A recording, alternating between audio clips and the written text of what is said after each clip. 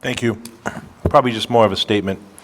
So if both sides, protesters on both sides, can't wear helmets, masks, hide themselves, protect themselves, I think the intent is to show that it's supposed to be a peaceful protest, and if neither side is coming there with the intent to protect themselves from a hostile protest, I think it helps to just de-escalate the situation, to keep both sides peaceful, and allows the police to kind of handpick and stop those individuals who are there with that wrong intent, because they're going to identify themselves a lot quicker. It's just a general statement. And additionally, body cameras, Rep. Knight, came out in, I believe, 2010. It also, now that we're really pushing the issue of identifying problems with body cameras, both on police and publicly, it hinders the police body cameras from actually being able to identify the potential problems that are there to maybe hurt you. So again, just think of those things as a mask or a helmet, and how they hide someone's identity. And again, that could negatively affect you if you're there to be peaceful. I just addressed the body camera issue. I've been at virtually, like I said, every protest in Rhode Island over the last 8 years. And I've seen I've seen the adoption of body cameras, which I'm not necessarily opposed to.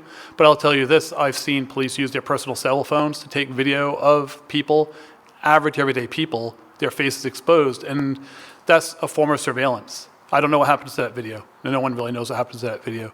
Well, no one knows what, and I've also seen them use official police cameras of some sort mounted on tripods. I have pictures of me taking pictures of police, taking pictures of me. Again, what does that serve? What does this serve? And these are completely peaceful, no one wearing masks. What does that surveillance do? That surveillance serves only to intimidate people who are exercising their First Amendment rights. It's not there for their safety. It's not there for the public safety. If a bunch of people get together and they say, hey, we have an issue, we want to pass the Community Safety Acts in Providence because we have some issues we want to deal with the police, and the police are out there surveilling them and taking pictures of them and acting like they're ready to criminalize their behavior, that makes them feel like criminals, and that changes the way the interaction happens between protesters who are exercising their perfectly legitimate First Amendment rights and the police who are being intimidating by using that kind of a tactic. Yes. No. Chairman he gets to Corvese. say yes. That's all. Stephen, you and I disagree on a lot. For the most part, we've been pretty respectful of each other. Yes. We even have some common interests. But what you just said right now is a double-edged sword. So if the police are recording protesters, that's intimidation.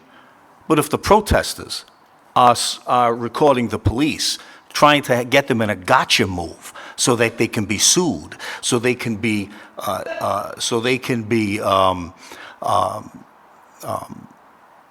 deterred from their lawful activity, okay, that's a form of intimidation also.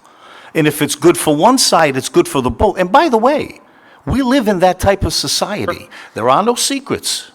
Everything is known. Everybody knows what everybody else is doing on both sides. So if the police surveil the protesters can surveil the police. Well, And it happens on both sides. We see the intimidation all the time from especially the protesters who are looking to trip up the police, trip up the authorities, trip up the state at any given time. I think that's a pretty poor view of protest. I think it's a pretty poor view of the police. Well, no, but I would say that outside in the world, It's a pretty poor view of the police. Outside no in the- respect for authority, no respect for keeping the peace, and I apologize for interrupting you. Go ahead. outside in the world, on the street, during a protest, anyone can film anyone. Right. That is correct. However, that's the law. That's the way the world works, and that's fine. And I benefit from that as a reporter, right? I run my cameras, I do the recording, right? That is all good. But if someone doesn't want to be identified and wear a mask, that's also all good, right? Because Not here's if the they're thing, we looking- have a right to our anonymity. But not if they're looking to cause chaos or break the law. How do you know they're looking to cause chaos or break the law until they do? It's intent. And how many other laws do we have on the books, especially over the last several years with regard to intent? If I wear a mask outside, that's intent to cause a problem? Depends on what that intent is and Yeah, but depends you on don't what know your my action intent. and what your actions are. Well, there you go. It's the actions of the person, not the intent. Wearing a mask is not intent to break the law. Respectfully disagree. So if the coronavirus breaks out in a big way and I'm wearing a mask to prevent the use of coronavirus, I am breaking the law. On Halloween evening, Has to I'm be breaking the intent. law. Right, on Halloween, I'd be breaking the law. How about this? How about if this law passes and a bunch of people come out and they say, in defiance of this law, we are going to wear masks because we believe this law is wrong. That's a politically charged protest, and that would be protected constitutional speech just to wear a mask to protest an unjust law. Steve, I think that Chairman Corvasi's point is that there's an intent element in the statute, so the police would have to show that somebody had the intent to be disruptive. Are you sure that's going to persevere? Because I was in Boston where the police were just dragging people out of crowds, and Boston does not have this statute.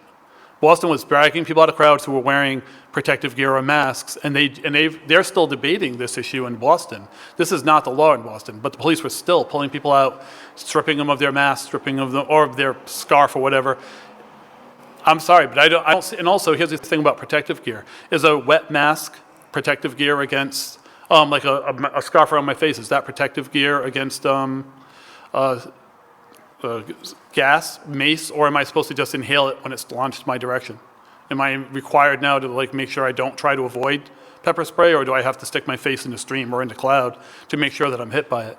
You see where this goes? This is not smart. I mean, if a person runs away from a police officer, that shows that he's intending to not be hurt, or does it show that he's intending to commit a crime or get away with a crime? I mean, there's other things that we do here that do not require just decide if I'm carrying a mask, I must have the intention of committing a crime. I think that's silly.